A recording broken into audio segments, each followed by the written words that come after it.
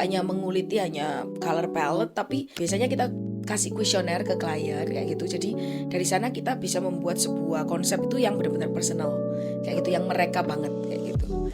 Carla membagikan pentingnya mengerti keperluan klien dan menjadikan personal untuk membuat experience yang memorable. Carla menggaungkan evolusi dari apa sih seorang konseptor itu, menitik beratkan pentingnya detail planning dan communication skill. Partnerku tuh bilang ya, ini kita udah mau 6 bulan dan kalau ini nggak dapat klien kita bisa bangkrut. Hari itu tuh market bener-bener edukasinya sangat minim, bisa dibilang nggak ada. Jadi market itu belum teredukasi kenapa penting pakai konseptor. Mulai dari tantangan selama pandemik, sampai bagaimana bisa kembali lagi secara signifikan dengan pondasi back to the core, yaitu relasi dengan klien dan timnya. Selain itu, Carla juga share tentang gap generasi antara Gen Z, bagaimana mereka beradaptasi, dan bagaimana kita bisa menjadi coach dengan meng-highlight apa yang menjadi kekuatan dari Gen Z dan sisi yang harus dipoles. Membuktikan Gen Z bisa dipercaya adalah memberikan kepercayaan. Meskipun kita harus marah-marah terus, gak pernah berkaitan dengan yang berkaitan dengan skill, tapi cara mereka berkomunikasi, cara mereka berperilaku di kantor, cara mereka ngomong ke klien, cara mereka ngomong ke senior, itu yang membuat mereka tuh masa depannya suram. Oh begitu ya? Iya. So, di 1 jam ke depan, kita akan mengulik from A to Z, from zero to hero.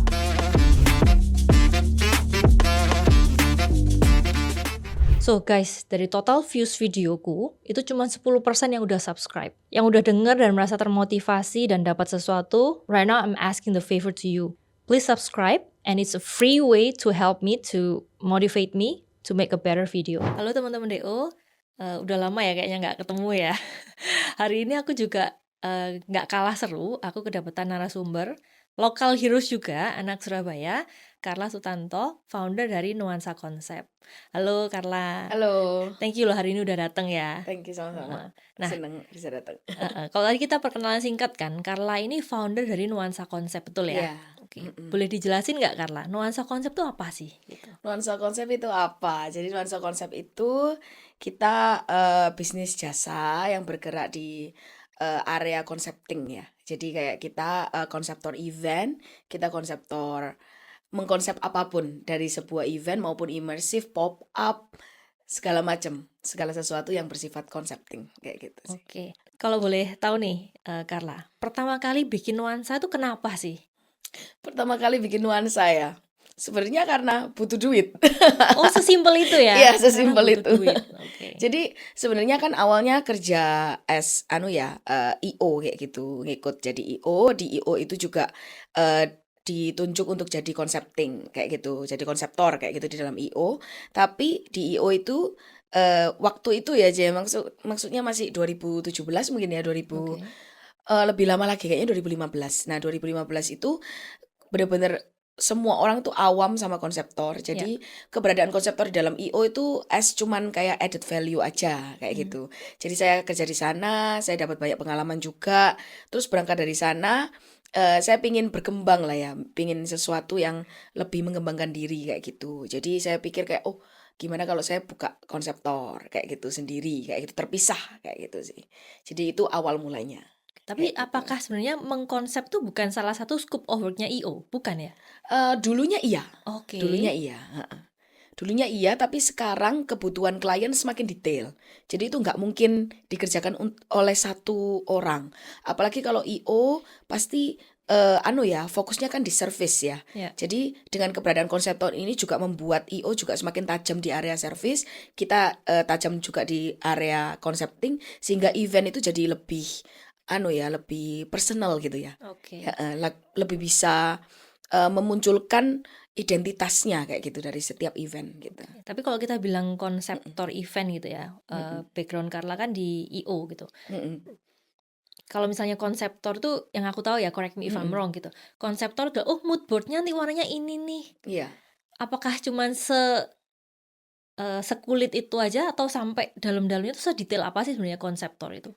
Detail banget sih sebenarnya. Karena kan memang basically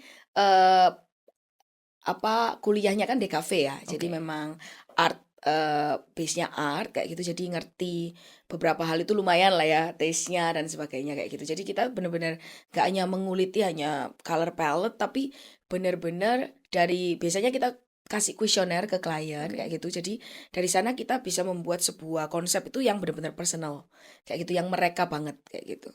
Based on mereka punya kesukaan, mereka punya love story kayak gitu, mungkin kalau wedding kayak gitu atau engagement, based on mereka punya apa yang mereka ingin sampaikan ke klien kalau misalnya itu brand kayak gitu sih. Jadi dari proses kuesioner itu kita bisa mengulik lebih dalam. Oke. As simple as kayak warna aja mungkin kita kadang tidak ngambil dari apa yang mereka pengen gitu karena kebanyakan klien bingung. Ya, Kayak maksudnya mau warna apa ya? Warna apa aja bagus soalnya. ya, Jadi bingung. Misalnya mereka suka pastel kayak gitu. Nah, itu pastel kan kaya banget ya. Kita ya. kan mesti kerucutin nggak semua bisa digabungin kayak gitu. Dan sesimpel kayak misalnya mereka bingung warna apa tapi mereka kasih tahu mereka suka banget winter, yang satu suka summer kayak gitu. Oh, oke, berarti di dalam konsep itu kita akan menggabungkan antara summer dan winter kayak gitu. Oke. Jadi color palette nggak hanya sekedar color Color palette palette ya. ya, oke. Tapi sampai lebih dalam detailnya semua gitu ya. Iya, benar. Nah, kalau tadi kita bilang konseptor itu kan berarti kerjanya sebenarnya banyak kan. Iya. Kalau dibilang konseptor, one konseptor sama another konseptor, bedanya nuansa sama konseptor lain apa? Bedanya ya, kalau kita bisa bilang kita base-nya teknologi. Nah, Oke. itu nggak banyak. Kalau di Indonesia pun benar-benar bisa dihitung jari kayak gitu. Lalu kita juga masuk sampai ke acara sih. Jadi banyak yang concepting itu as kayak visual apa yang bisa Oke. dilihat kayak gitu ya. Misalnya decoration atau installation kayak gitu ya. Tapi kita benar-benar touch sampai ke experience ketika pengunjung datang sampai pengunjung pulang. Itu tuh mereka dapat experience apa.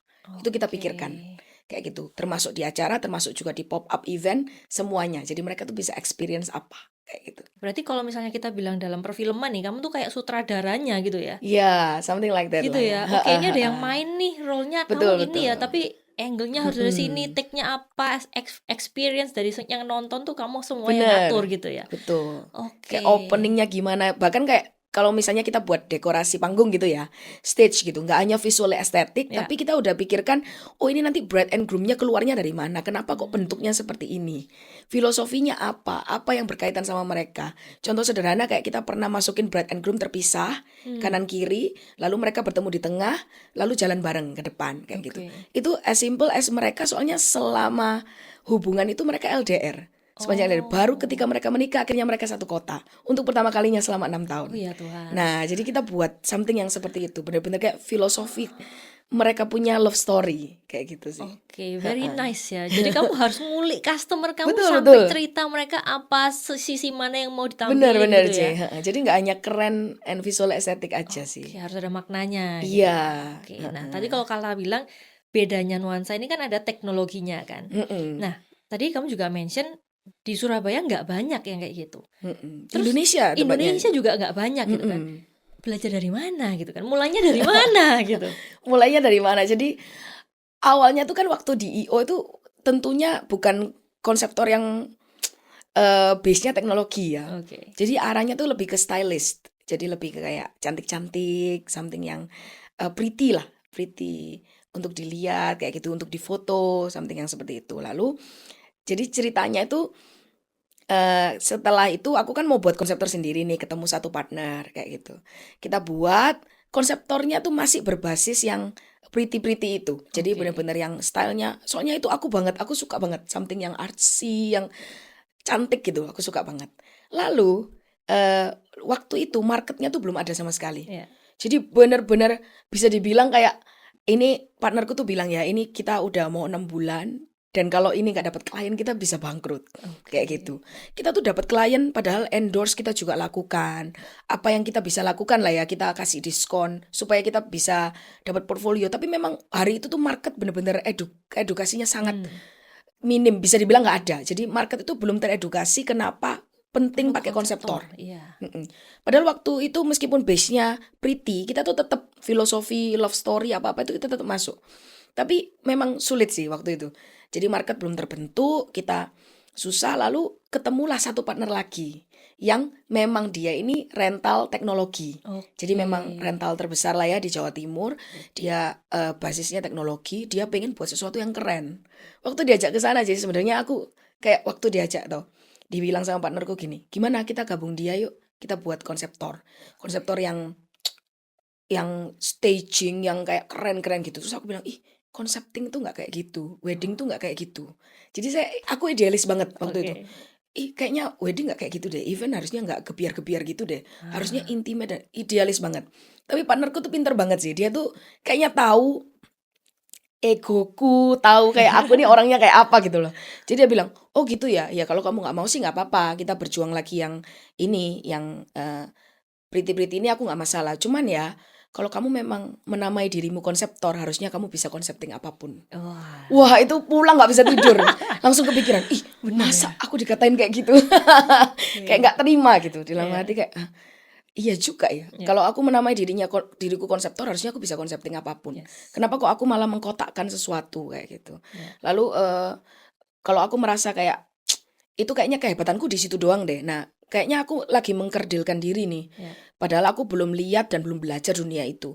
Akhirnya aku memberi kesempatan diriku untuk belajar benar-benar. Kalau in the end aku nggak suka, ya udah. Hmm, Tapi at least aku coba. Aku mau tahu kayak gitu.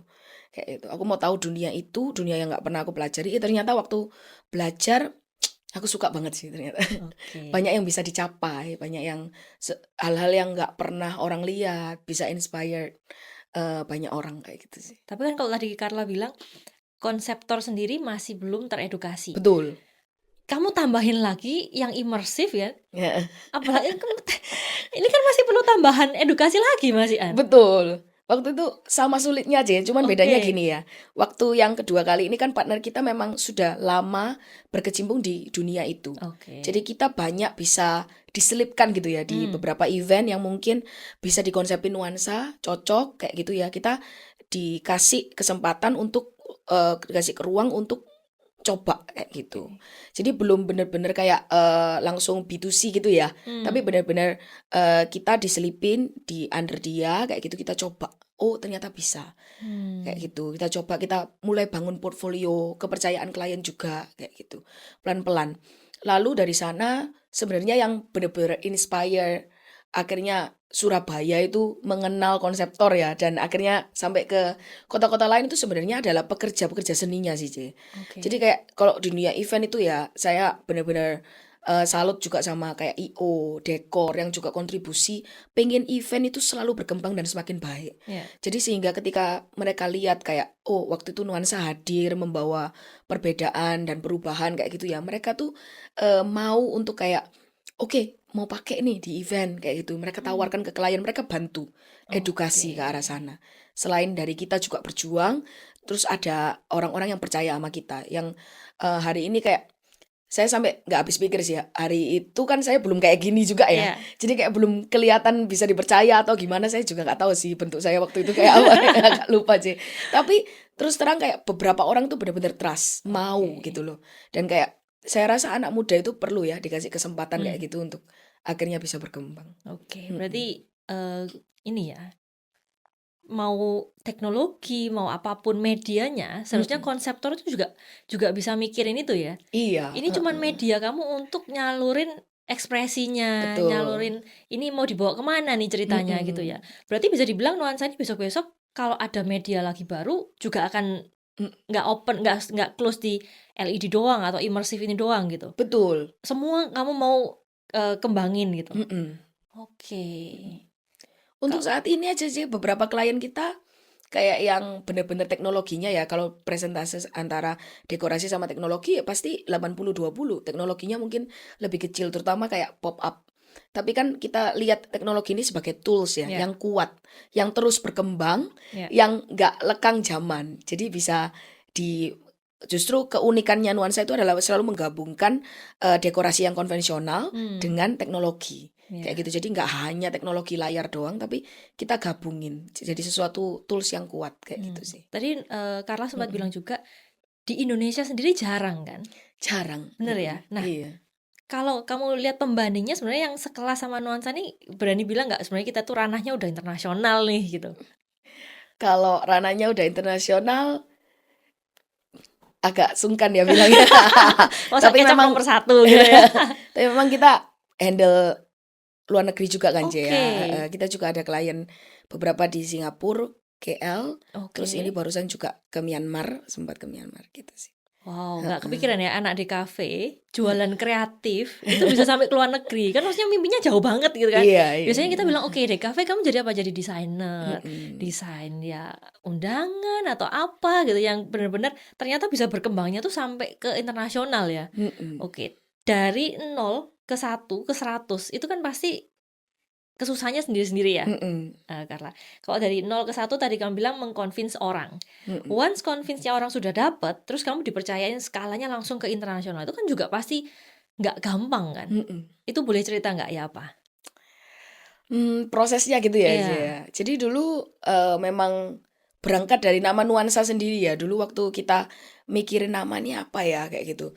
Terus kita pikir kayak, oh namanya nuansa aja. Kenapa kok nuansa? Karena kita punya mimpi kayak itu namanya so Indonesian, kayak gitu Oke. kan. Tapi nanti once kalau kita berhasil sampai luar negeri itu kebanggaan. Jadi Oh, namanya Indonesia banget kalau di luar negeri gitu. oke. Dan bener-bener kalau Cece tanya beneran nggak nyangka sih kalau misalnya sampai bisa kayak di kantor sampai tebak-tebakan gitu ya, kayak, "Ayo, nuansa dapat klien negara mana coba tebak," gitu kan. Weh. Terus kayak beneran nggak ketebak kan kalau kita tuh dapat klien Myanmar gitu loh. Kayak mereka tuh lihat kita dari mana ya, pasti Ya. sosmed sih kayaknya ya. Tapi kok mereka akhirnya bisa menjatuhkan pilihan ke kita juga nggak ngerti sih. Kayak kadang, bingung gitu. Tapi aku percaya kayak itu semua karena kita as a team itu kayak solid dan juga persisten ya. Kita selalu berusaha untuk Eee, ce mengerjakan yang terbaik buat klien kayak gitu sih. Jadi kita selalu berusaha memposisikan kakinya kita, hatinya kita itu as klien, Hmm, kayak gitu. Mereka tuh butuh apa, dan kita tuh mau nolong. Itu lebih oke. utama sih daripada menghasilkan karya yang bagus. Sehingga orang kalau boleh jujur ya, Ce, mungkin kalau ditanya, "Nuansa punya, saingan nggak?" Pasti punyalah, Oke. kayak gitu. Lalu kayak, nuansa itu yang terbagus nggak? Nggak bisa dibilang gitu juga, Hmm, kayak gitu. Bisa aja ada karya-karya lain, konseptor lain yang kita tahu persis lebih bagus juga gitu loh. Tapi oke. kenapa kok klien sampai jatuhin pilihan ke kita? Karena mungkin kita pengen gitu loh, selalu untuk bisa bantu klien kayak gitu. Hmm. Dulu pernah ada anak baru masuk ke nuansa terus tanya gini, "Ci, jadi maksimal kita ngerevisi layout itu berapa kali?" Gitu. Nggak Terus ada aku gitu ya. tanya, "Oh, kalau pakemnya," aku jawab kayak gitu, "Oh ya 2 3 kali." Hmm. "Kenapa?" Gitu. Loh soalnya Cecila kayak gitu ya, salah satu timku, "Cecila kalau revisi layout sampai 6 7 kali," kayak gitu. Jadi kita bingung ngikut yang mana. Kayak gitu. Terus aku jawab, "Pakemnya 2 3 kali kalau kamu tanya aku secara aturan. Tapi kenapa Cila tuh revisi layout sampai 7 8 kali? Karena dia pengen kliennya dapat yang Hmm. terbaik. Dia Ya, pengen bantu. Masa layout aja nggak dibantu?" Nah gitu. Kalau ya. hatinya Cila saya ngerti kayak dia pasti kayak gitu karena hati saya juga kayak gitu. Jadi kayak ketika kita memposisikan diri untuk mau bantu klien, saya rasa ada ikatan emosional aja ya Hmm. daripada sekedar profesional kayak gitu. Hmm. Dan itu yang membuat kayak mungkin jadi nilai value juga kita kenapa dipilih sama klien gitu sih. Tadi kalau Carla Heeh. bilang kan customer Myanmar Mhm. itu ngontak kalian, bukan kalian yang menawarkan diri masukin ke banding-banding gitu bukan? Enggak, heeh, enggak pernah sih, Ci, bahkan nggak pernah sponsor Instagram-nya ke sana itu nggak Nggak pernah. pernah? Heeh, Oke, kalau klien heeh. luar negeri lainnya Singapura, KL, itu juga mereka yang Juga kontak kalian? iya, ngontek. Wow, Heeh, luar gitu. biasa. Kalau kita dari cerita manis-manisnya nih, Carla. Iya, Wah, kita ini ketemu partner akhirnya teredukasi. Habis itu kita ketemu klien KL, kayaknya manis-manis semua mhm, gitu kan. Boleh cerita nggak? Ini kan nggak mungkin indah-indah aja kan, pasti ada iya, nggak enaknya kan. Aku juga sempat kelihatan konten kamu bikin Supernova, ya, mhm. which is itu 2024 ya? Iya dua ribu 2024, dua puluh empat dan heeh, itu kamu cerita itu kayak lagi drop banget, mhm. lagi apakah itu salah satu kesulitannya di nuansa atau it's personal or actually your entrepreneurship itu juga personal spiritually for you gitu. Bisa dibilang yang terakhir itu sih, Ci. Jadi Oke. entrepreneur life-ku itu adalah benar-benar juga ladang anu ya, tempat di mana aku tuh bertumbuh secara spiritual juga kayak gitu. Jadi Oke. kayak kalau ditanya tuh, orang kan kadang bilang kayak, kehidupan personal sama kerjaan harus berbeda." Ya. Buat aku ini sama. Kalau di aku tuh kehidupan personalku dan kehidupan pekerjaanku tuh sama. Hmm. Kayak gitu. Orang-orang yang bekerja di aku juga nggak pernah hanya sekedar karyawan. Mereka pasti jadi temen banget sama aku. Jadi waktu ngerjain Supernova itu ada satu orang yang deket banget sama aku di kantor. Itu akhirnya resign. Oke. Dan itu benar-benar kayak Eee, wah, sampai Mengena sekarang banget. aja masih jadi itu bener-bener kayak aku tuh sedih banget sih. Tapi, mmm, di satu sisi aku happy, karena dari awal itu aku udah, eee, jadi dari awal itu aku udah memutuskan kayak nuansa ini, eee, adalah tempat di mana anak-anak muda yang bergabung itu bisa berkarya, Ya. kayak gitu dan mengembangkan diri mereka semaksimal mungkin. Seperti dulu aku dikasih kesempatan, aku mau mereka juga dapat kesempatan, kayak gitu. Jadi, aku udah siap kalau misalnya akhirnya, eee, sorry ya, aku udah siap nih kalau misalnya akhirnya, mereka, dapat tawaran yang lebih bagus, kayak gitu ya, karir yang lebih baik dan akhirnya, pergi meninggalkan nuansa kayak gitu ya. Aku memang benar-benar siap karena aku merasa kayak ketika mereka dapat karir yang lebih bagus daripada nuansa, itu juga kebanggaan buat aku karena aku Ya. juga menjadi salah satu history maker-nya mereka, ikut Ya. nulis history dalam kehidupannya mereka dan itu nggak masalah, kayak gitu. Tapi karena saking deketnya, sedih banget, kayak gitu Hmm. sih. Tapi kesedihan itu, daripada aku berlarut-larut dan nggak move on kayak gitu, aku translate aja jadi karya kayak gitu. Jadi bareng salah satu partnerku yang juga, orang storytelling kayak gitu ya, kita akhirnya buat cerita tentang supernova. Jadi aku cerita sama dia garis besarnya supernova nih apa, kayak gitu. Mmm. Heeh, kayak gitu Editor sih. dibantu ya. Jadi Ini kita liatin ya teman-teman, supernova itu apa sih gitu, supaya kalian bisa ngerasain, "Ini kenapa Carla tiba-tiba nangis?" Gitu, supaya kalian on the same page sama kita ya. Editor dibantu, inilah supernova.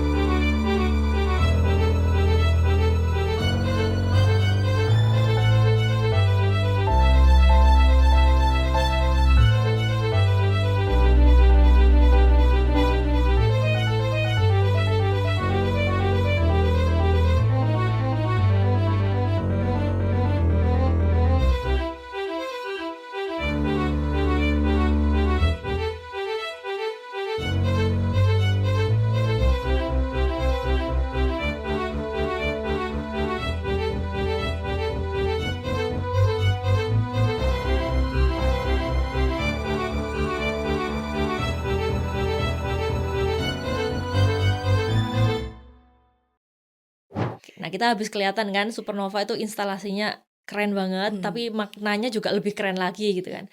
Kalau tadi, Carla bilang karena ditinggal sama ini partner ya? Atau tim? tim, Tim ya? mhm, Timnya lepas nih, itu, aku mikirnya dari 2 sisi ya, sisi emosionalnya, tapi juga dari sisi bisnisnya gitu. mhm. Apakah sakit hatinya tuh karena, "Oh, orang ini akhirnya tidak di sini," atau, "Wah, berarti sekarang kerjaan gua susah nih karena nggak ada tim ini," gitu? Kalau dibilang antara 2 itu kayaknya enggak sih, lebih ke kayak, ke waktu dia keluar kan nggak mendadak ya, jadi kita Oke. udah siapin, bagaimana berikutnya. Maksudnya kayak setelah dia meninggalkan pekerjaannya, siapa yang nerusin, siapa yang lanjutin itu nggak ada masalah. Jadi kalau ditanya pasti lebih ke emosional sih, karena Oke. kita tuh dia sama saya 7 tahun ya mungkin, Oke. heeh, sebelum dia akhirnya keluar dan kayak kita deket banget. Dan Mmm. dia, eee, kayak orang yang bener-bener introvert, nggak banyak ngomong, terus kayak penakut dan sebagainya, akhirnya jadi orang yang berani, bahkan sampai ketemu klien, presentasi sendiri. Dia salah satu konsep director juga di Nuansa. Jadi, Mmm. perkembangan karakternya dia itu benar-benar aku lihat gitu dan ikut menjalani. Jadi kayak, something yang very emotional sih buat Mmm. aku. Kalau secara bisnis sih, memang agak menegangkan lah aja ya, karena Iya. ini pertama kali nih orang yang udah lama banget ikut terus, pergi kayak gitu. Iya. Pasti ada, apa ya, goncangan lah ya di perusahaan, tapi nggak lama sih kita udah bisa lanjut dan bahkan, sebenarnya goncangan itu perlu lah ya di perusahaan untuk kita tuh berbenah. Iya. Kayak maksudnya, oh, berarti sistemnya gimana? Mhm. Kan nggak bisa juga ngandalin satu orang doang Betul. atau gimana. Akhirnya kita, m belajar untuk membangkitkan another leader kayak gitu ya, Mmm. untuk mempercayakan orang-orang baru lagi kayak gitu sih.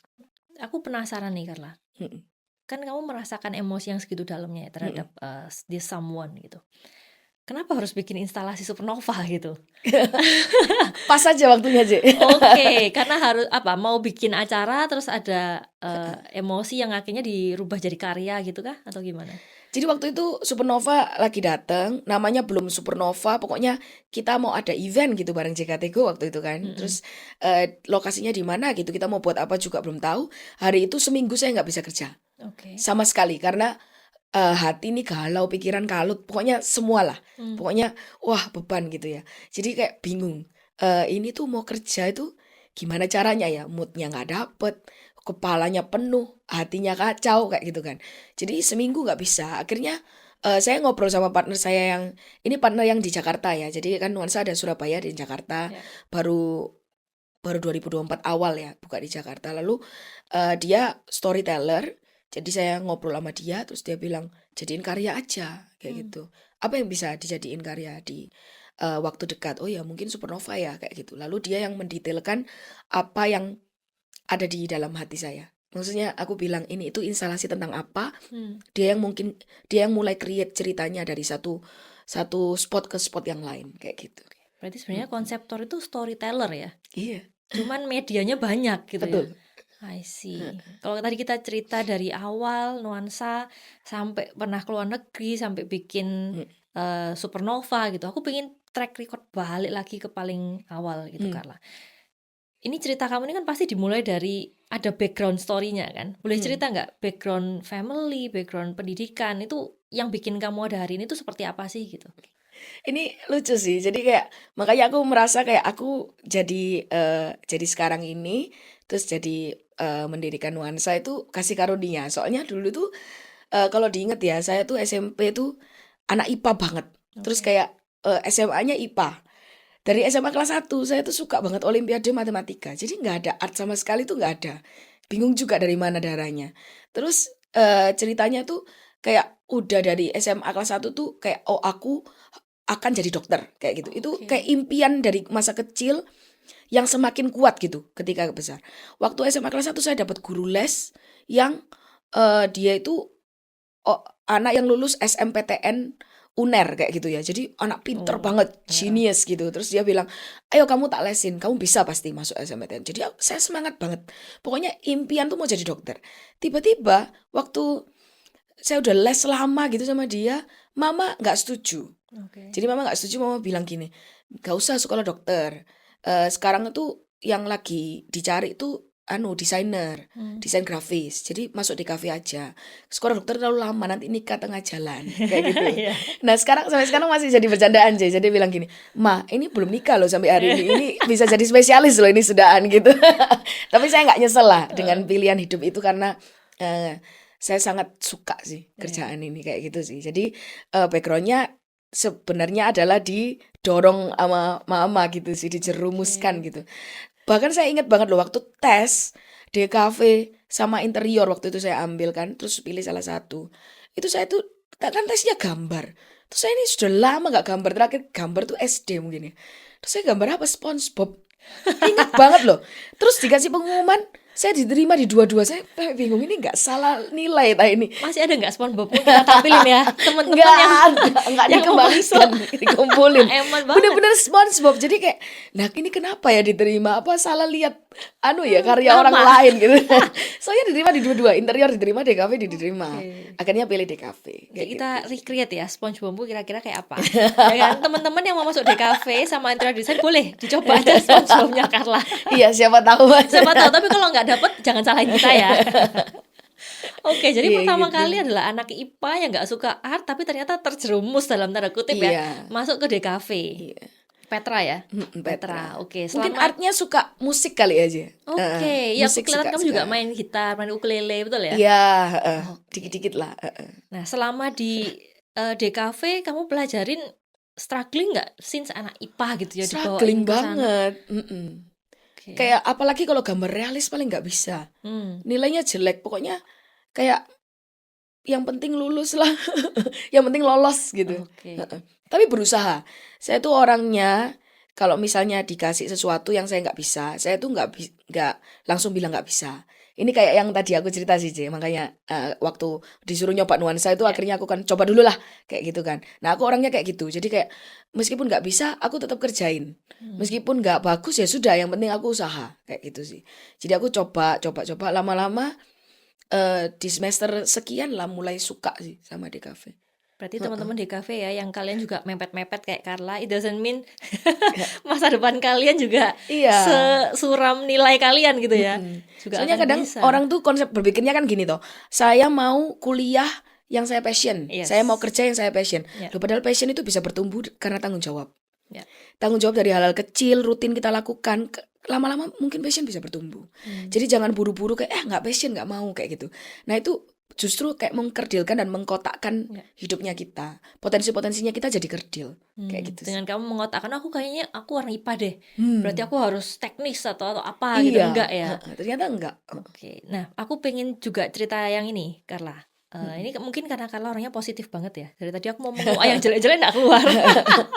Dari bikin nuansa nih, susahnya apa sih yang kamu kalau kamu bilang top 3 selama perjalanan karir kamu yang kamu bikin gregetan, bikin sakit hati banget tuh atau kayaknya bergejolak gitulah kira-kira. Saya ini orangnya idealis banget toh. Oke. Jadi kayak apa yang saya pingin itu saya tuh udah rekakan di kepala, terus kalau nggak terjadi tuh sangat menyakitkan sih buat saya. Jadi kayak, nah padahal di dunia bisnis nggak bisa gitu. Nah itu proses yang paling banget sih buat saya. Jadi kayak banyak hal yang ternyata saya nggak bisa capai. Sampai di tengah-tengah jalan agak capek gitu kayak, apa mungkin ya mimpi yang saya pikirkan itu bakal terjadi. Nah itu tuh kayak itu berat banget sih Sakit. buat saya. Terus menghadapi klien kayak gitu. Saya kan basically bukan orang yang jago ngomong kayak gitu. Terus habis gitu bukan yang bisa hospitality dengan baik kayak gitu ya.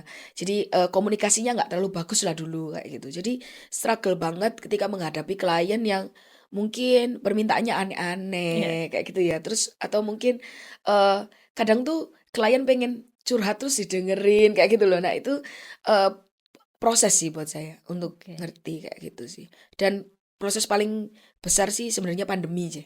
Pandemi. Oh ya, itu Iya, kan bisnis offline semua close down semua. betul. Jadi kayak Gimana? waktu itu kan gini ya, nuansa kan 2017 nih. Ya, Nah, 2017 udah edukasi market, lah udah cukup lama bagus, gitu kan. Wih, tiba-tiba jeder. 2020 itu kita naik. Jadi Oh, sempat ya, Maret itu kan COVID ya. ya. Februari itu kita 11 klien. Oh, Padahal hari wow. itu market konseptor tuh sangat sempit. Terus habis gitu kita kan memang apa ya, jasa yang orang tuh bisa nggak pakai, event tetap jalan kan. Yes. Nggak harus pakai gitu loh. Jadi untuk kelas konseptor tuh sebulan 11 event itu luar biasa Gila. hari itu ya. Kayak gitu, hari itu. Terus kita pemain tunggal kan waktu itu di Surabaya. Terus kayak wah lagi meroket gitu. Tiba-tiba pandemi. Ya. Jadi lagi baru ada satu referensi, satu portfolio klien yang bagus banget waktu itu sampai bener-bener kayak semua dunia wedding tuh lagi terkesima kayak gitu. Wah akhirnya nuansa mekar kayak gitu ya. Tiba-tiba pandemi. Pandemi, ya. Langsung shutdown semua kan, event shutdown. Kita nggak tahu waktu itu, kita nggak tahu berapa lama lah. Ya. Kalau sekarang kita tahu oh ya pandemi 2 tahun gitu. Waktu itu kan nggak kelihatan ujungnya. Wih, ini kapan kayak gitu ya. Terus akhirnya sejalan dengan waktu tiba-tiba 2 tahun kemudian kan comeback ya. Ya. Waktu comeback konseptor bermunculan. Jadi kita nggak lagi pemain tunggal. Nah itu Oke. wah berat banget sih buat saya karena dulunya pemain tunggal yang merasa mental korbannya muncul langsung kayak waduh padahal kita yang susah payah edukasi market babat alas membuka lapangan kerja wah sedihnya bukan main waktu itu mentalnya masih kayak gitu tapi setelah itu saya doa ya terus mikir loh bukannya justru kalau ada kompetitor berarti marketnya jadi lebih Berkembang, luas kayak gitu mungkin dulu kita memain tunggal tapi klien nggak sebanyak sekarang Ya. sekarang memang karena ada kompetitor ada opsi klien juga tahu apa yang dia pengen jadi marketnya jadi semakin luas kayak gitu jadi dan persaingan sehat juga butuh ya untuk kayak inovasi sebuah perusahaan jadi akhirnya saya udahlah Saya mau berjuang lagi, mau bangkit lah, nggak move on lah, nggak Iya. sedih-sedih karena hal yang nggak perlu, tapi kayak ya udah di depan mata ini ada kompetitor yang nggak kalah bagus, lalu bagaimana kita bisa survive kayak gitu sih, ya Oke. come back stronger gitu lah ya. Tadi yang pertama kali Carla mention kan idealisme kan, Mm-mm. yang kamu pikirin tidak terjadi. Mm-mm. Itu apakah karena kamu seorang storyteller, kamu seorang art, yang sebenarnya waktu kamu dengar cerita tuh kamu udah terjadi di otak nih, tapi nggak bisa dimunculin secara visual. Itukah yang terjadi? Yang terjadi bukan nggak bisa dimunculin secara visual, tapi yang terjadi adalah biasanya budgetnya nggak. Oh, budgetnya nggak cukup. Betul. Oke. Dan itu tuh bener-bener sih, banyak budget bisa, kendala teknis tiba-tiba di lapangan Oke. bisa. Terus kayak kita kan banyak berkutat dengan alat teknologi ya. Ya. Pernah lah satu kali kayak lagi hujan deras banget di Surabaya, terus semua mati listrik kayak gitu. Terus karena mati listrik itu jadi ada konslet lah, alat alat elektronik. Terus gimana kalau nggak nyala? Terus eventnya sudah 1 jam lagi kan, kayak gitu-gitu kan kita harus bisa menurunkan idealis Iya. dan memikirkan solusi apa yang bisa dilakukan segera.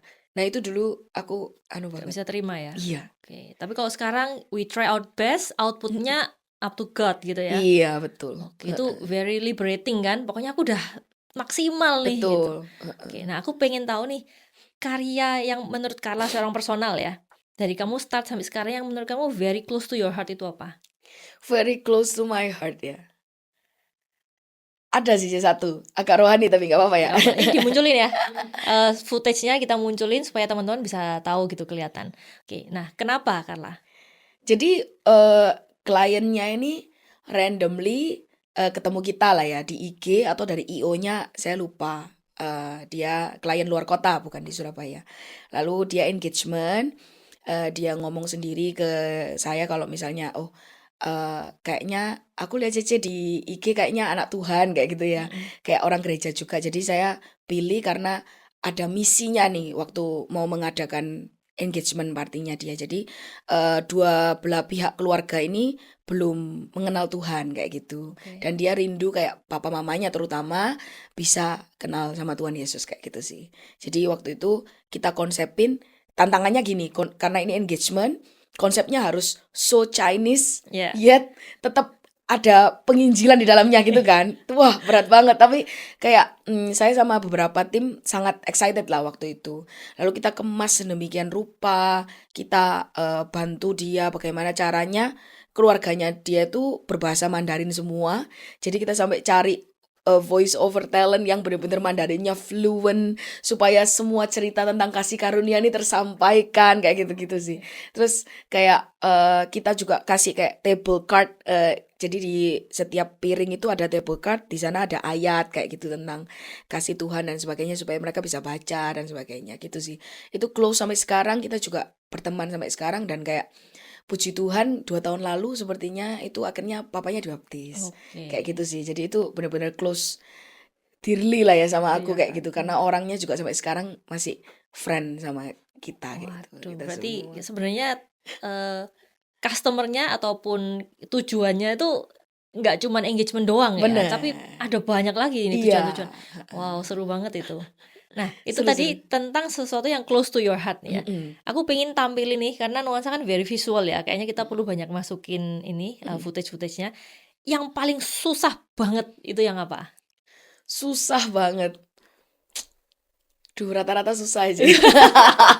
Semua susah. Iya, Oke. iya. Yang Semua menurut susah. kamu, aduh itu yang paling nggak bisa bikin tidur, yang paling jengkelin banget nih gitu. Boleh kalau jengkelin disebutin. Bukan jengkelin, maksudnya prosesnya ya. Prosesnya untuk- sulit ya. Iya. Kalau prosesnya sulit sih Beauty Museum kemarin sih. Beauty Museum. Oke, Iya. footage-nya tolong dibantu ya editor. Iya.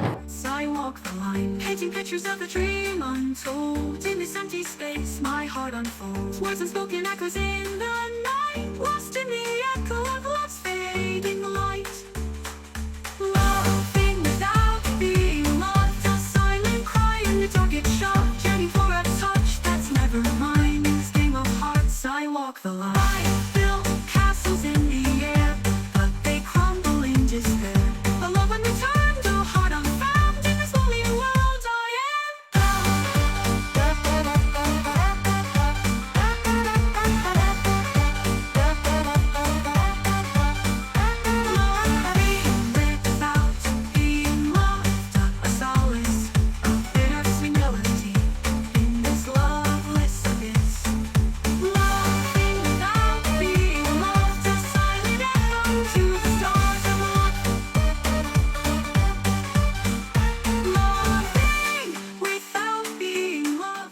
Boleh cerita nggak, beauty museum tuh kenapa kok susah menurut kamu? Karena beauty ini produknya sangat banyak dan detail. Oke. Oh, yang Itu kemarin yang sama membuat kita Sociola. betul. Oke. Nah, itu dari setiap item yang ada di dalam beauty museum itu aja 2000 lebih item. Sampai kita tuh checklist saja kayak kalau nggak kelewat ini kita robot ini. Kayak nggak mungkin. Jadi ada anak kantor yang ke saya nangis lah ya karena tertekan gitu lah ya. Bilang kayak, "C, ini aku buat banyak kesalahan." Oke. Udah pasti banyak kesalahan. Mungkin kena penalti dan sebagainya kayak gitu loh. Dia info ke saya supaya saya tahu kayak berita itu. Aku buat banyak kesalahan, ada beberapa item yang ternyata harus dibeli tapi lupa terbeli, ada yang tidak masuk budget dan sebagainya. Jadi kan kita harus menanggung beberapa kerugian lah ya. Tapi waktu itu saya mikir kayak, loh, ini itemnya 2000. Kalau misalnya manusia normal, ya kalau nggak salah, nggak mungkin kayak gitu kan. Jadi aku bilang kayak, oh ya nggak apa-apa. Kayak gitu, nggak apa-apa, perlu apa, langsung segera dicari aja solusinya. Jadi kayak, buat saya kayak kesalahan kayak gitu tuh wajar dilakukan kayak gitu. Tapi stressful banget memang dari pagi sampai malam bener-bener ngurusin checklist bisa Ya. gitu, bisa bener-bener kayak gitu. Dan kayak karena ini beauty museum yang berurusan dengan color yang precise bener-bener Ya. harus pinknya pink ini, Ya. coralnya coral ini. Nah, itu memang pantun itu sulit banget. Kita ada beberapa kali yang perlu revisi on the spot. Jadi kayak setelah di print, nggak Nggak sesuai. oke, ya. Kita print lagi. Tapi kan kita kejar-kejaran sama waktu. Jadi wah itu banget, Challenging banget ya. challenging banget. Tapi kalau kita lihat nih sebagai orang awam nih ya, Carla, dari preparation sampai orang-orang rasain desain kamu yang di beauty museum tuh, menurut kamu skor 1 sampai 100 dari kamu sendiri berapa yang kamu? Dari aku sendiri. Iya. Waduh, nggak bisa. Nggak bisa loh, J. Aku tuh jujur ya, aku adalah konseptor yang sering kalau misalnya buat konsep itu gini, udah cukup bagus nggak ya? Udah cukup bagus nggak ya? Sering gitu. Oke. Nanti baru tahu kalau itu tuh benar-benar bagus ketika orang bilang bagus. Heeh. Jadi sering kalau ditanyai sering nggak pede nggak? Sering kayak gitu. Nah, padahal pada kenyataannya selalu bagus sih kayak gitu. Iya. Tapi kayak nggak yakin gitu sih. Selalu kayak worried gitu. Itu memang penyakitnya para artis biasanya gitu ya. Iya, Orang-orang seniman kan, ini kayaknya kurang nih. Kalau ini kerjaan disuruh kumpulin tahun depan, tetap aja nggak cukup waktunya Iya, kan. Pasti apa dibenerin sama gitu terlalu ya. sering bikin juga loh, J. Jadi kayak terlalu sering bikin sehingga kayak standarnya kan rusak toh. Iya. Dulu kan mencapai segini itu udah luar biasa banget. Udah kayak yakin ini pasti bagus gitu. Kayak salah satu eventnya kita yang akhirnya membuka jalan ke brand itu adalah Elysium. Oke. Itu event Sweet 17 yang kayak luar biasa lah pokoknya. Pernah lihat kayaknya ya, ini ini. footage tolong ya, Elysium ya.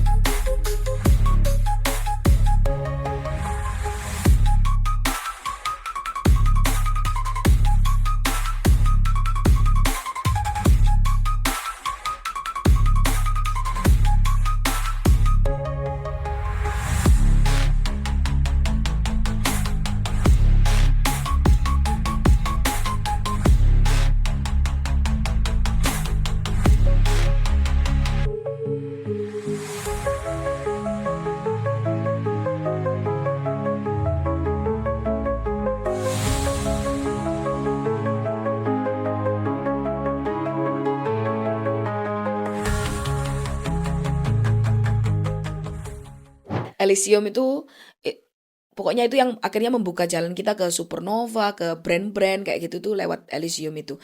Nah, itu waktu mencapai itu gila banget, merasa kayak wah puas gitu. Siambe aku iki Setelah yo. itu setelah itu tuh kayak wah bisa sebagus itu nggak ya? kurang bagus nggak ya? Iya. Ada sudah sesuai nggak ya? Nah kayak gitu-gitu sih. Takut nggak Jadi bisa kayak top off yang kapan hari gitu ya. betul. Oke, tapi ternyata selalu bisa. Nggak selalu bisa sih, C, tapi berdamai sih sama diri kalau misalnya yang penting deliver the best kayak gitu Iya. kan. Nanti nilainya the rest is ya udah Tuhan yang bantu, Tentuin Tuhan ya. yang tentuin. Aku penasaran nih Carla. Kalau misalnya nih aku klien nih ya.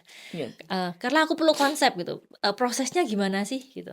Prosesnya biasanya kita kasih kuesioner dulu. Oke. Kalau CC brand berarti ya kuesioner brand. Tapi kalau couple kita bahkan kasih kuesioner yang terpisah, yang dikerjakannya Nggak boleh sendiri-sendiri. barengan. Gak boleh. Supaya kita dapat dua sudut cerita. Karena point of view cewek sama cowok tuh beda banget. Beda banget. Kalau Jadi cowok kita- kamu kasih kuesioner mungkin jawabannya 1 kata 2 kata gitu ada dikumpulin yang gitu. enggak tapi. Oh enggak. Ada yang ceweknya yang lebih sedikit. Kebanyakan tapi cewek lebih panjang. Oke. Cuman cara dia kayak misalnya pertanyaannya gini ya, apa momen yang paling kamu inget gitu loh selama hubungan? Itu point of view cewek sama cowok beda banget. Dan itu kalau digabungin tuh bener-bener kayak bisa jadi suatu cerita yang Iya. Lucu ya. iya, cerita yang berkesan, yang mereka banget. Kan yang penting kan sebenarnya dari sebuah event itu kan itu mereka banget Iya. kayak gitu. Lalu setelah kuesioner itu kita akan susun kayak big concept. Big concept ini kita petakan dari apa yang mereka preference, yang mereka suka sampai ke jalan ceritanya, konsep besarnya apa kayak gitu. Mereka udah oke sama tone-nya, vibes-nya, udah oke semua, baru kita mulai ke konsep details. Kalau konsep details itu kita udah mulai 3D render Oke. kayak gitu ya, 3D visual. Jadi hasilnya itu benar-benar udah ada gambar kerjanya. Jadi vendor-vendor bisa produksi, klien juga udah bisa lihat visualize kayak gitu ya. Kayak eventnya dia itu 90% kira-kira seperti apa. Udah ada bayangan persisnya seperti apa kayak gitu sih. Lalu setelah itu ya kita udah mulai supervisi vendor-vendor yang berkaitan dengan produksi untuk memproduce event itu. Berarti kalau kamu mensupervisi vendor-vendor yang lain gitu ya, it means kamu juga harus tahu dong capability mereka atau standar mereka yang harus kamu capai itu kayak apa gitu. Betul, heeh. Berarti kalau sound kamu harus ngerti sound dikit gitu. Iya, heeh. Waduh, lumayan ya. Heeh. Ngertinya nggak dikit lagi. Harus agak banyak. Jadi Iya. bajunya, cuttingnya harus kayak apa? Karena story-nya gini sampai gitu. Kalau baju biasanya kita kalau misalnya soal cutting ya, Iya. itu biasanya kita serahkan ke bridal karena mereka yang paling tahu bentuk badannya. Tapi kayak misalnya nih konsepnya apa? Harry Potter gitu. Nah, kita pasti minta kayak ada bordiran kayak seperti sparkle sihir lah apa. Nah, itu kita minta. Materialnya apa kita suggest kayak gitu sih. Oke, tapi Bisa nggak pakai ini ya? Kayak tapi gitu. tetap ya supervisinya tuh tetap ada ya. Iya. Ini harus ada semua detail scope. ini apa gitu. Waduh. Gak gampang ternyata ya, gak usah coy ini wes aku gak mau. Apalagi kalau Mangga sampai ternyata. konsep ke acara, Iya. pengetahuan musik, pengetahuan sutradara tadi sih yang dia bilang itu harus lumayan kuat. Lighting, sound semua. Dan untuk kayak melahirkan pemimpin yang capable untuk itu semua juga sulit. PR banget. Nah, PR banget. tadi kalau kita bilang pemimpin yang capable nih kayak Carla bilang, kan nggak mungkin kan kayak tadi 1 bulan 11 event semua sutradaranya Carla. Iya. Kan muntah darah kan, nggak bisa. Berarti kamu harus punya tim yang oke, kamu pegang headnya acara ini, kamu gimana Betul. Carla? Nah itu dulu juga proses itu sih, karena aku idealis kan. Iya. Jadi aku merasa nggak bakal ada orang yang bisa benar-benar deliver apa yang aku mau. Iya, betul. Jadi aku one man show orangnya. Jadi aku maunya apa, aku semua yang pegang. Ini cuman disuruh-suruh aja timnya. Iya. Tapi salah satu partnerku yang lebih senior juga dia bilang sama aku kayak gini. Jadi one man show yang bisa segala sesuatu tuh hebat juga sih. Cuman lebih hebat lagi kalau kamu bisa membangkitkan pemimpin-pemimpin, orang-orang yang luar biasa yang lebih hebat dari kamu. Iya. Kayak gitu itu lebih hebat. Kayak gitu kamu kalau misimu tuh apa? Cuman satu event ini selesai bagus atau kamu mau change the world kayak gitu. Kalau itu kamu nggak bisa sendiri. Kamu harus bisa membangkitkan orang. Dari situ aku pikir kayak oh iya bener juga ya. Gimana caranya? Akhirnya caranya adalah mementoring mereka, tentu penuh dengan kesabaran dan kayak susah banget loh, karena aku otodidak kan. Jadi Iya. aku nih mau ajar apa tuh aku Nggak susah. tahu gimana ya. Aku susah. Jadi akhirnya pertama aku mentoring, kedua adalah aku memberikan ruang sebesar-besarnya untuk mereka buat salah. Dan Nah, itu itu gak gampang bahaya, buat kan? orang yang idealis kayak aku. Gimana kamu kasih mereka ruang untuk salah, kan kamu tanggung jawab sama klien. Iya toh, tentu tetap C. Jadi mereka kalau misalnya ngonsepin, ya kan terserah deh mau buat apa, nanti ACC-nya tetap ke aku. Nanti aku arahkan. Nah, arahkan. Kalau dulu aku gini, kalau di ACC ke aku terus aku merasa nggak bagus, aku kerjain. Kalau Oh. sekarang enggak. Kalau nggak bagus aku kasih tahu apa yang nggak bagus, baiknya gimana. Dia revisi lagi. Nah itu kan perlu kesabaran ya, revisi Ya. terus berperangnya sama waktu. Ya. Kalau udah sampai terakhir masih nggak bisa, akhirnya kita kasih lah referensi yang benar-benar udah buat ini kayak gitu. Kita bantu Oke. dia kayak gitu. Lalu pengalaman di lapangan kayak gitu ya. Tentunya Nuansa punya standar minimal lah ya, seperti apa. Jadi orang-orang yang dipercaya untuk membuat salah juga enggak bener-bener orang baru Jadi orang yang tentu udah pengalaman kayak gitu yang udah ikut aku lama. Jadi lebih ke kayak gini sih. I do, you watch gitu dulu Hmm. ya. Step pertama. Lalu berikutnya eh, kamu yang lakukan, aku yang watch. Oke. Lalu selanjutnya kamu yang benar-benar lakukan. Kayak gitu Oke. sih. Heeh. Dan itu prosesnya nggak sebentar Mm-mm. pasti kan? Iya. Pernah nggak kamu mentoring waktu hari H? Duh, salah ini gitu. Pernah lah, Pernah, Iya, siapa? sering. Tapi kalau kadang itu gini, kenapa kok aku bilang idealis itu pergumulan berat ya? Ya. Karena apa yang kita pikirkan tidak terjadi dan merupakan kegagalan besar, itu orang nggak tahu. Hmm. Kita doang yang tahu as konseptor. Beneran. Dan nggak penting. Buat diperkarakan, buat dipertengkarkan, buat nggak enakan sama vendor lain itu nggak penting beneran. Oke. Sesuatu yang kadang itu benar-benar nggak penting. Hanya idealisme sebagai konseptor. Nah ini sekarang tinggal mengedepankan aja, mau mengedepankan hubungan atau hasil. Hmm. Lah buat saya mengedepankan hasil itu banyak ruginya. Oh gitu. Heeh. Banyak ruginya. Heeh. Lebih banyak ruginya daripada mengedepankan hubungan. Karena apa-apa kita butuh hubungan kok. Nanti Hmm. kita dijual ke orang lain juga karena hubungan, kita direkomendasi karena hubungan. Kalau hasil akhirnya bagus tapi kita bertengkar sama vendor, bertengkar sama klien, Ya. kayak gitu. Untuk apa? Sebenarnya apa yang kita mau capai? Hmm. Apa arti dari kayak kita mau mengubahkan dunia jadi apa kayak gitu. Iya.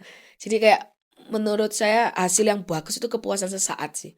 Kayak Oke. gitu sih. Jadi kayak tentu kita tetap mengejar itu, Ya. tapi yang saya banyak belajar sekarang adalah mengedepankan hubungan sih. Prioritas Lebih nomor baik. satunya hubungannya ya. Iya, benar. Oke. Tadi kalau Carla bilang kamu sempat ngerjain Sociola, Mm-mm. ada brand-brand juga kan. Beda nggak sih tentang klien kamu tuh brand atau wedding gitu? Beda banget sih, Je. Bedanya di mana? Bedanya kalau brand pasti lebih detail, banyak. Oke. Detailnya banyak. Nggak banget. seru berarti.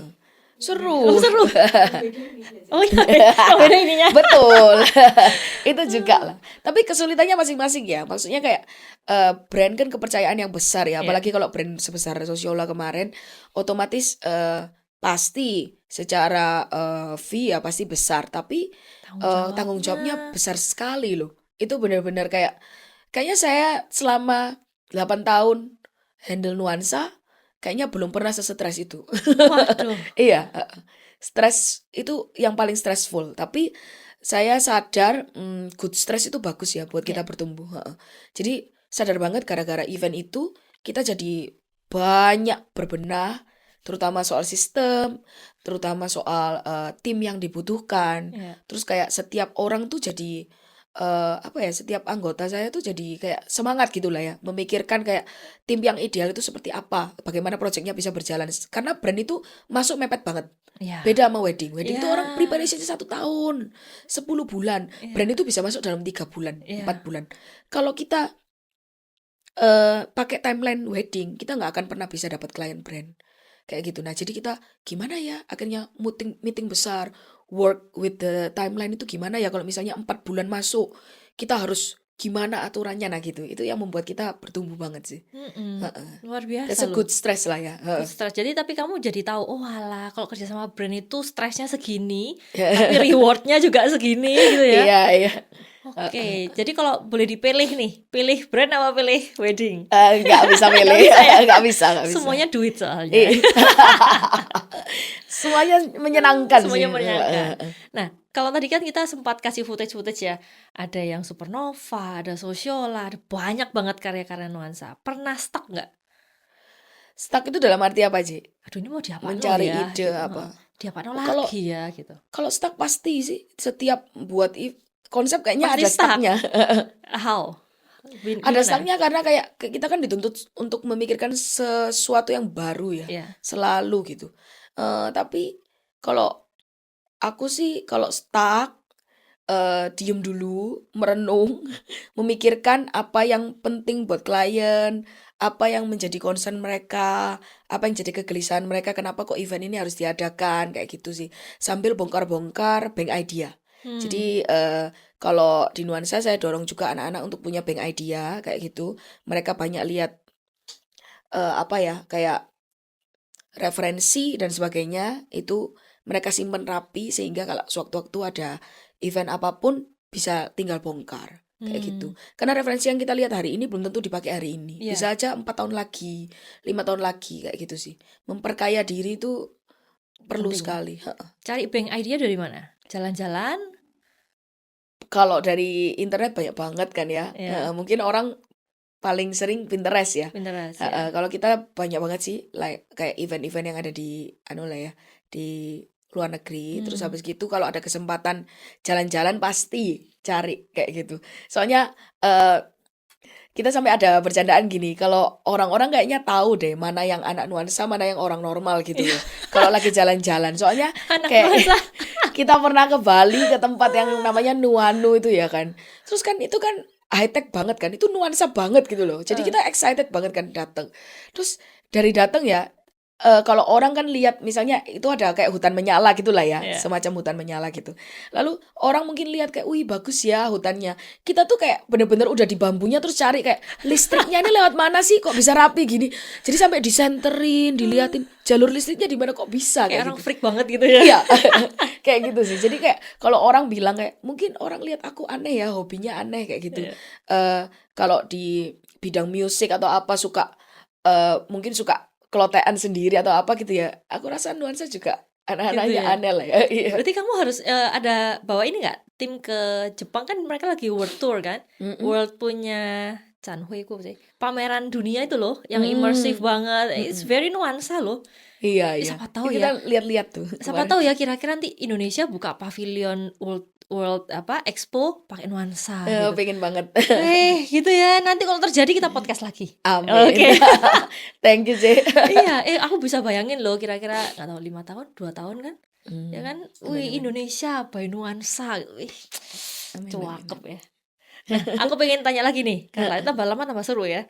Nah, tadi kan kalau nuansa bilang, Carla bilang, kamu kan sutradaranya kan. Ini kayak kamu lagi memainkan orkestra. Kamu nanti masuk ya, timingnya segini. Kamu mainnya slow, kamu mainnya agak kerasin gitu. Pernah nggak kamu waktu di dalam otak kamu sebagai sutradara atau sebagai komposer ini ada temen atau tim vendor yang nggak bisa ngikutin apa yang kamu mau? Pasti pernah sih, J. Apalagi Ya, kalau apa ya? awal-awal ya. Kalau kayak gitu kita komunikasikan yang bisa dilakukan apa Oke. solusinya. Jadi misalnya tentunya kan kita kalau buat sesuatu nggak langsung hari H baru dicoba ya. Jadi dari H minus berapa itu kita udah komunikasikan. Jadi kayak kalau mau performance kayak gini tuh memungkinkan apa enggak. Dari mereka bilang misalnya oh mungkin atau mungkin nggak mungkin. Atau juga ada jawaban seperti ini mungkin tapi mahal. Nah itu kan kita kan balik lagi ke budget klien. Kalau misalnya budget klien nggak bisa disesuaikan seperti apa yang tetap mencapai konsepnya kita tapi tidak memberatkan klien juga kayak gitu-gitu sih. Dan sekarang enaknya sih kalau dulu kan sutradara sendirian, Iya, sekarang kan udah banyak temennya, iya. konsep director di Nuansa udah banyak dan kayak ada temen mikirnya kayak gitu. Ketika konsep satu event itu bisa saling diskusi kayak gitu Stres sih. nggak sendirian gitu Nggak ya, sendirian. stresnya. Dan apa yang saya pikir terbaik juga belum tentu Belum tentu. terbaik kok. Iya. Ketika dikasih masukan kayak oh ya that's a good idea kayak gitu. Oh ya itu concern yang pas ya kayak gitu, kayaknya perlu kita pertimbangkan kayak gitu. Sampai ini nggak, Carla, kalau misalnya nih ya, aku mau bikin acara gitu, vendornya tuh harus si A, si B, si C, karena ini yang cocok nih sesuai sama kalau pakai nuansa harus pakai ini gitu. Kita punya preference seperti itu. Oke. Jadi kalau klien tanya kita rekomendasi vendor, kita pasti punya vendor yang rekanan yang memang biasa kerja sama kita tahu kualitasnya pasti mencapai. Tapi kita nggak pernah menutup kemungkinan misalnya klien bilang ini budgetnya kita nggak sampai segitu, misalnya karena vendor rekanan kita kelas A kayak gitu ya.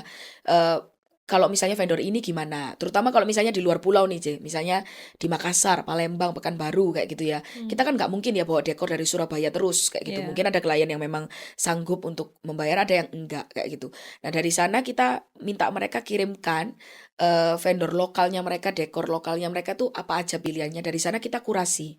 Jadi dari Instagram, dari hasil mereka buat dekorasi dan sebagainya, kita kurasi dari sana, kita kasih tahu ke klien yang mungkin bisa mewujudkan kita punya konsep itu yang mana. Kayak Mm-mm. gitu ya. Tapi kita kasih tahu lah di depan ke klien, pasti kalau kamu berharap sekelas seperti Surabaya atau Jakarta, apa hasil akhirnya itu pasti nggak seperti itu, pasti di bawahnya kayak gitu. Mereka oke dengan ekspektasi itu, ya nggak apa-apa, kita lanjut. I see. Pokoknya kamu udah kasih tahu preference nuansa nih ini gitu ya. But Betul. we can work with another juga gitu. Iya. Oke, itu kalau kita sama vendor nih. Nah, kalau Mm-mm. kita sama klien nih gimana, Clara? Kan ya kan banyak bridezilla ya Mm-mm. kan. Kita nggak nyalain bride-nya, tapi kan karena stresnya kan. Iya. Which is kita juga tahu kalau wedding nih, aku pengen bahas wedding industry. Kalau wedding itu kan nggak cuma antara cowok dan ceweknya kan. Heeh. Mamanya, papanya, AI-nya, cece-nya semua punya minta request sendiri-sendiri. Mm-mm. Ini gimana ini? Udah biasa kali ya, Jen. Udah biasa. Iya, awal-awal stres banget. Lama-lama kayak merasa ya udahlah, kita bantu aja, mereka butuh apa gitu. Jadi lebih ke kayak kalau misalnya idenya mereka dan kebutuhannya mereka benar-benar berseberangan banget sama konsep, kita akan perjuangkan untuk kayak, oh lebih bagus gini. Mungkin kalau menjawab pertanyaan Cece itu yang paling kita pelajari dari kasus-kasus seperti itu tuh bukan konsepnya, tapi cara komunikasinya. Oke. Kadang permintaannya mereka tuh nggak selalu harus dipenuhi, asal kita tuh bisa menjelaskan dengan baik kenapa itu tidak bisa Nggak terjadi, cocok. nggak Iya. cocok. Kenapa misalnya kayak tone-nya loh ijo biru misalnya, terus mau pakai merah itu kenapa kayak gitu, ditanyai concernnya kayak gitu-gitu sih. Oke. Kadang kita sampai di mock up kan, jadi kayak misalnya kalau dekornya seperti ini, bajunya warna ini tuh kurang serasi loh kayak gitu-gitu. I think mama-mama ya, terus saya punya bakat, saya disukai orang tua klien. Oh gitu. Belum kayak kalau ketemu saya pengen dikasih makan kayak gitu, selalu gitu, kayak gitu, udah makan Carla kayak gitu. Jadi happy banget. Ada satu papa klien yang bener-bener galak banget waktu itu. Waktu dealing sama saya gak galak, jadi saya nggak tahu kan kalau orangnya galak. Jadi waktu setelah dealing, meeting berikutnya saya oper ke konsep director. Karena aku sendiri udah jarang langsung handle klien, itu jarang J. Jadi aku kasih ke salah satu konsep director. Ternyata waktu tahu saya nggak dateng, galak banget. Jadi si konsep director ini pulang ke kantor bilang gini, meeting berikutnya Cici ikut Ikut ya. gitu. Soalnya tadi dimarahin kayak gitu, dimarahin. Oh gitu ya. Iya ya udah, oke. Terus habis gitu datang udah deg-degan kan. Kayak wih, kemarin marah-marah ini aku pasti kena semprot. Pas datang langsung, "Woi Carla," gitu loh. Aku kayak bingung. Terus akhirnya dapat julukan penakluk susu-susu dan ayah gitu ini. ya. Iya. Kayak gitu Oke, sih. berarti yang mertuanya ini tolong cari Carla. Dijamin wedding kamu aman gitu ya. Pokoknya mereka happy lah. Nggak tahu kenapa ya. Oke. Mungkin karena bentuknya. Bentuknya. Berarti intinya kalau kamu tuh you're good at what you do, tapi people skill-nya tuh juga penting banget ya Carla ya. Iya, justru people skill-nya yang penting banget sih. Oke, kamu bagus doing your art, kalau people skill nggak oke juga nggak bisa terjadi. Iya, betul. Tapi kok cuman pinter ini doang, tapi ininya juga nggak bisa. Iya, benar. Waduh, harus satu paket ya. Iya. Nah, gimana nih? Apakah memang kamu social butterfly atau menurut kamu social skill itu sebenarnya bisa dipelajari gitu? Kalau aku social skill bisa dipelajari. Oke. Karena dulunya kalau berdasarkan tes ya, Jay, aku tuh ekstrovert tapi 56% gitu. Jadi kayak di tengah-tengah lah ya, ambi gitu. Jadi aku punya social battery yang kayak nggak banyak gitu. Jadi kalau ketemu orang nanti aku recharge-nya lumayan lama. Tapi karena tuntutan pekerjaan ini membaik sih. Jadi kayak aku mungkin karena mindsetnya aku merasa kalau ketemu orang punya misi gitu. Oke. Jadi kayak nggak, kalau cuman hahi mungkin capek ya kalau nggak sama temen deket gitu. Tapi kalau ketemu orang tuh punya misi kayak gitu. Oh, aku mau dengerin dia, aku mau kedengerin dia tuh mau ngomong apa, aku mau coba kasih masukan di dalam apa yang dia bicarakan, bisa bantu dia apa. Nah jadi kayak udahlah disempatin kayak gitu, berusaha untuk menyempatkan. Tapi lama-lama enjoy juga. Kalau sampai predikat social butterfly sih nggak sampai Belum sana ya. kayaknya. Oke, tapi bisa Belum lah. dipelajari. Iya, Oke. bisa dipelajari banget. Berarti buat teman-teman ya yang kalian merasa, oh aku ini artis kok, aku ini seniman. Ya, actually you also need people skill ya. Iya. Nggak cuman ketemunya sama kanvas atau sama media kamu doang gitu. Nah, ini tadi kita ngomong tentang social skillnya, Carla. Pernah nggak kamu dapat komplainan customer? Kadang kan ada orang yang ini udah oke ya, oke semua siap nih. Hari H sesuai dengan impian kamu, sesuai idealis kamu oke. Tapi customer bilang, loh kok gini, loh kok gitu. Pernah nggak? Gimana cara solve-nya? Kalau itu jarang banget terjadi, Ci. Oke. Jadi kita nih malah terbalik. Kita dapat komplain tuh banyak banget dari prosesnya. Karena orang tuh tidak bisa membayangkan apa yang kita mau. Visualisasikan itu. Jadi visualisasi kita aja masih kayak kurang bisa membuat klien itu membayangkan, sehingga kayak mereka tuh kayak udah khawatir gitu ya. Bukan khawatir karena visualisasinya kurang tapi karena mereka tuh nggak bisa membayangkan kita punya bayangan yang kompleks kayak gitu. Karena kan lagi-lagi kalau kita konsep kan nggak hanya visually estetik kayak gitu. Yeah. Visualnya nih beres nih, apa yang mereka lihat oke. Tapi mereka nggak bisa membayangkan acaranya itu bakal dibuat kayak apa, dan kita juga nggak bisa kan kalau belum hari H Yeah. bagaimana caranya menunjukkan apa yang kita mau buat kayak gitu. Jadi rata-rata adalah prosesnya ini yang panjang. Kita nih yang berusaha untuk edukasi klien ini gini gitu, meyakinkan kalau ini bagus gini. Rata-rata hari H itu mereka tuh beyond expectation. Pasti semua bilang gitu. Oke. Pasti, oh kamu nih membuat ini, Ternyata. ternyata gini. Puas banget, nah itu sering terjadi. Oke. Kalau hari H menerima komplainan mungkin ada 1-2, aku juga lupa aja. Sampai saking sering, saking jarangnya ya. Betul. Waduh. Makanya kita tuh PR kita, makanya aku bilang sama tim markomku gitu ya, PR kita adalah bagaimana mengemas di IG itu tersampaikan apa yang kita buat sehingga klien itu teredukasi dengan baik. Ya. Karena sulit, yang kita kerjakan ini nggak ada nggak ada di dunia, maksudnya nggak ada, jarang banget di Indonesia, jarang banget. Kita mau jelasin yang detail sampai seperti apa itu juga nggak bisa, karena itu sesuatu yang baru, belum pernah dilakukan kayak gitu. Misalnya kita cuman bisa kasih referensi yang mewakili. Ya. Nah kayak gitu itu sulit sih kayak gitu. Oke, aku kepingin balik dikit nih, Carla. Tadi kan kita sempat ngomong, ini mungkin agak jauh sedikit ya. Kan dari Carla masuk ke DKV karena dari mama. Boleh cerita backgroundnya keluarga, apakah are you privileged? Keluarga tuh kira-kira seperti apa? Karena kan kalau kita bilang ya, ini mungkin dari aku sendiri ya. Kan nuansa tuh kan konsepnya kayaknya wah banget gitu kan. Ini pasti anaknya ini karena dia sering ke Singapura deh, atau mungkin karena sering ke Jepang deh gitu kan. Kan pikirannya udah ke sana gitu.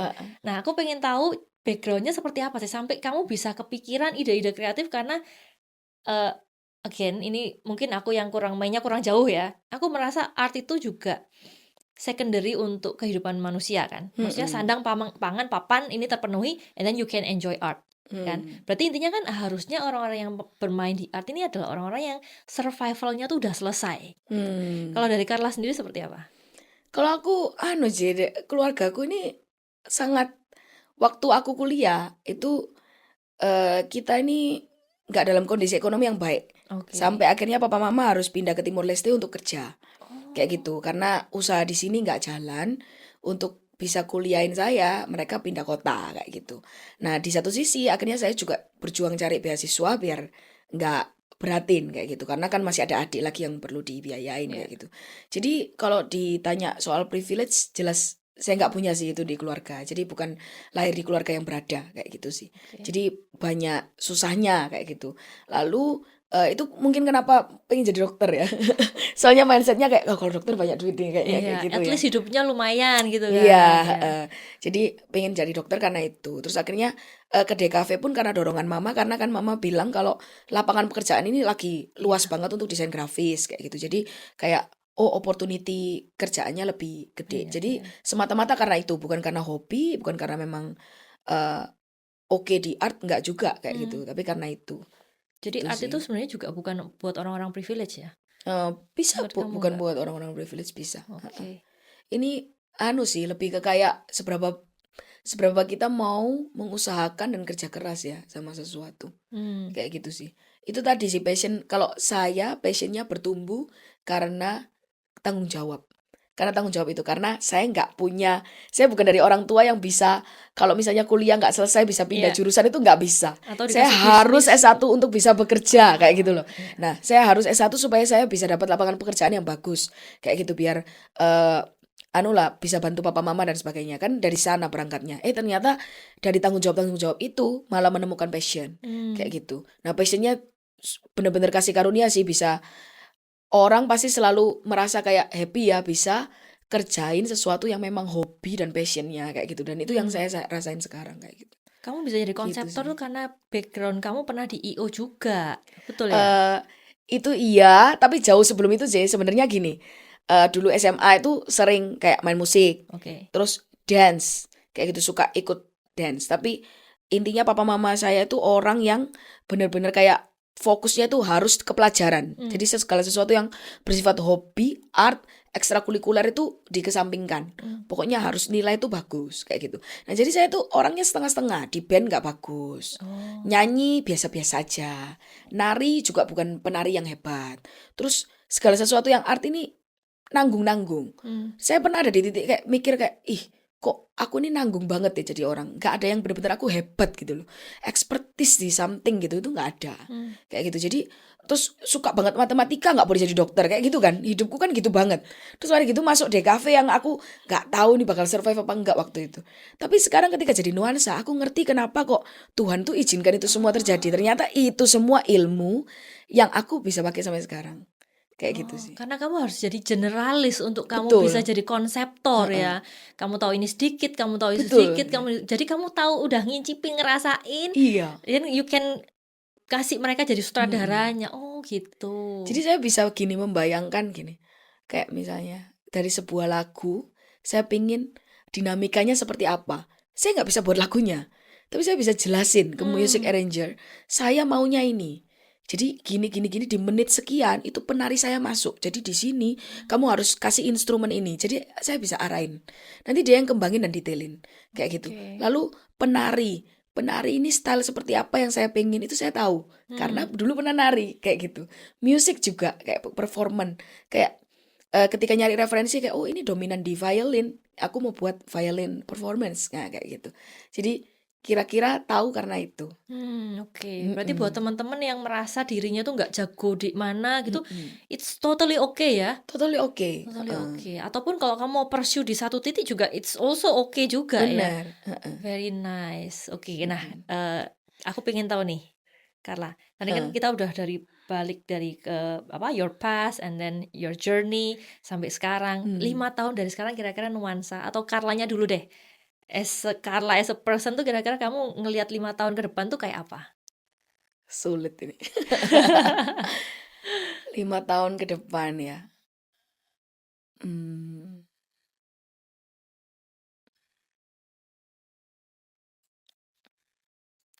tahun ke depan mungkin pengen jadi salah satu konseptor yang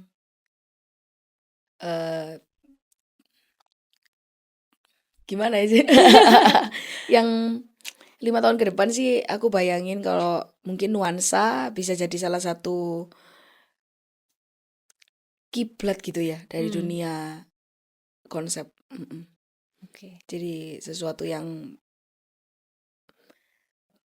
jadi inspirasi gitu. Kalau sebagai nuansa sendiri 5 tahun ke depan kamu ngeliatnya kayak gimana? Pinginnya sih 5 tahun ke depan nuansa bisa jadi something yang seperti Team Lab gitu ya, Jeb. Jadi benar-benar punya immersive experience or produk yang kayak selama ini kan kita ngerjain klien nih. Aku pengen kita punya IP sendiri, produk sendiri yang memang keliling dunia kayak gitu. Which is Yang I bisa. think possible ya dan nggak lama kayaknya ya. Amin.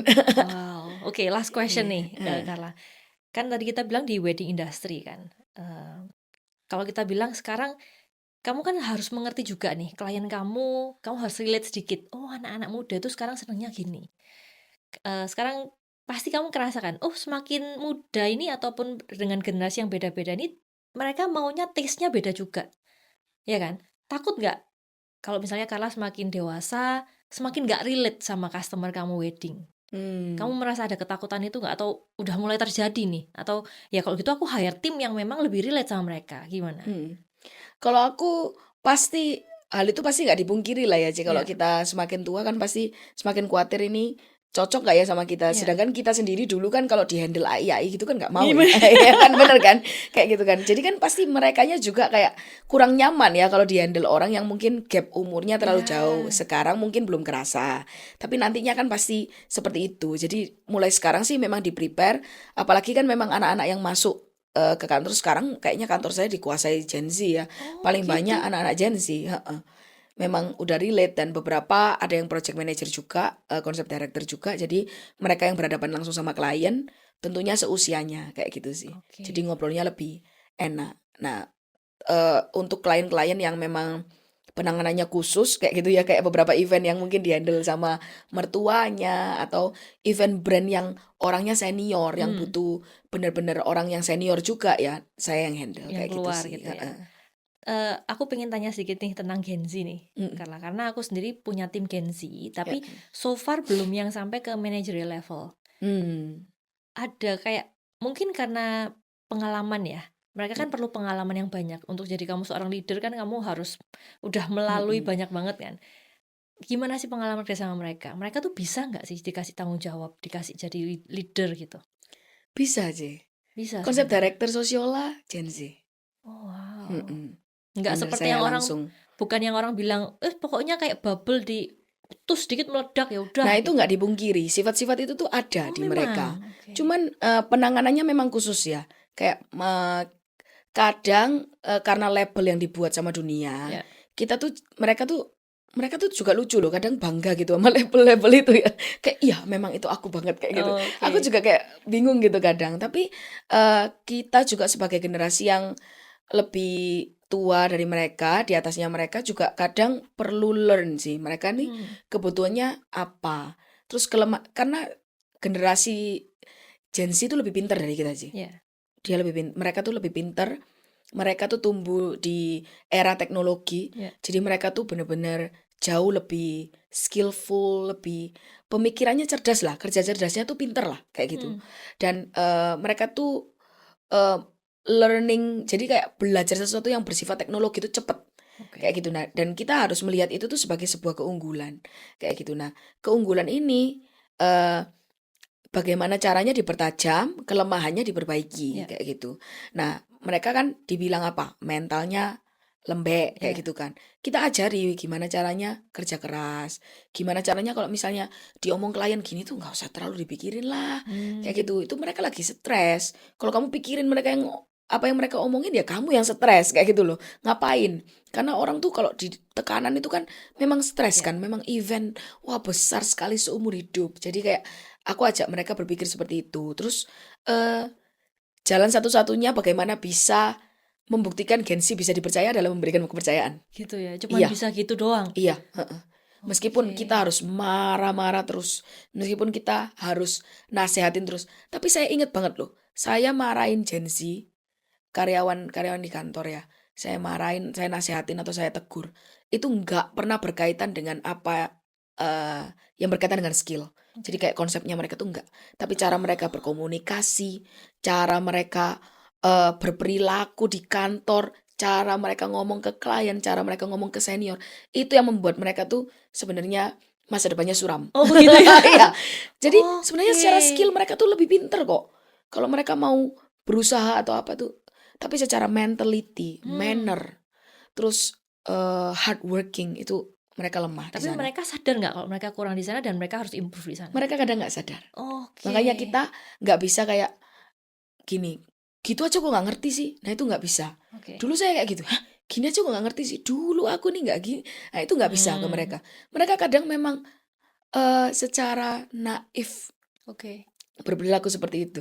Kayak ada karyawan saya tuh ngirim di grup kantor yang ada sayanya dan semua anak kantor. Terus quote-nya kayak gini. Jadi quote gitu dikirim gini. Bisa nggak sih peluk bos dari belakang sambil bilang, kamu maunya apa sih? Saya baca itu tuh sampai shock kayak gitu kan. Saya ngakak karena ya saya tahu anaknya, kita juga deket, kayak maksudnya saya tahu dia tuh purely bercanda. Ya. Tapi saya tetap tegur. Saya Iya. bilang kayak, kamu kalau di tempat lain dan bosnya bukan aku, ini kamu bisa perkara. Ya. Kamu tahu nggak? That's rude kayak gitu. Ngomong kayak gitu tuh nggak sopan kayak gitu. Jadi harus terus cara mereka ngomong di grup sebagai nggak hanya sebagai perwakilan nuansa ya, tetapi kalau saya tuh nggak pernah lihat mereka tuh hanya perwakilan nuansa, tapi nanti ke depan loh, ketika mereka nggak di nuansa lagi kayak gitu, saya juga nggak bercita-cita mereka selamanya di nuansa, nggak loh. Tapi kalau ketika mereka nggak di nuansa lagi, apakah mereka survive gitu? Iya. Itu yang saya pengen pastikan sih, karena sayang ya bekal yang mereka Iya. udah bawa di nuansa, terus mereka keluar kejegal hanya karena hal-hal seperti itu kayak gitu, karena cara komunikasi yang buruk, cara negosiasi yang buruk, sayang. Oke, berarti kita sebagai leader-leadernya Gen Z ini untuk bikin si Gen Z jadi leader itu perlu skill kayak coach gitu ya. Ih, Harus kasih mereka tahu nggak boleh gini, nggak boleh gitu ya. Bukan karena mereka ignorance tapi benar-benar mereka nggak ngerti gitu. heeh. Oke, very nice, very nice. Jadi banyak ngomel, tapi juga kasih kepercayaan itu harus imbang sih. Karena kalau Waduh, banyak ngomel susah. doang, mereka tuh nanti bergantung juga sama kita. Oke. Mereka tipenya yang kayak gitu, yang bergantung gitu. Nah, itu juga harus dilepas di. Oke, I see. Seru Oke. banget, Carla. Seru. Kita ngobrol, ya kan? Teman-teman, semoga kalian juga enjoy ya session ngobrol-ngobrol sama Carla. Yang mau tanya-tanya sama Carla, mau leave comment, aku kliennya nih, atau Ci Carla, aku mau nih. Gawat. Ya. Aku jangan-jangan, Ci Carla, papa aku jahat, aku mau bangun nuansa gitu kan. Boleh leave comment, share ke teman-teman yang lagi butuh konseptor nih ya, untuk brand ataupun untuk wedding. Thank you Carla udah datang. See you teman-teman.